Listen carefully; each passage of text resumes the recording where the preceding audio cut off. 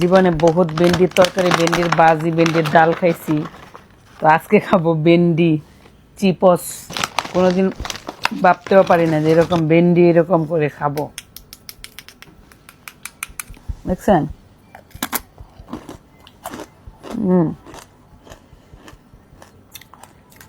মজা।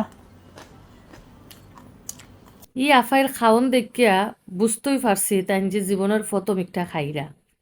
এখন যাই হোক, ই আফাই একটা নাম দিছন চিপস, ঠিক আছে। এখন তাই জেলা খাওয়া আরম্ভ করছন, ইকান তো আর প্রমাণ করার দরকার নাই যে তাই নিকু প্রথম খাইরা। তাই নিজেও কইছে নিকু তাই প্রথম খাইরা।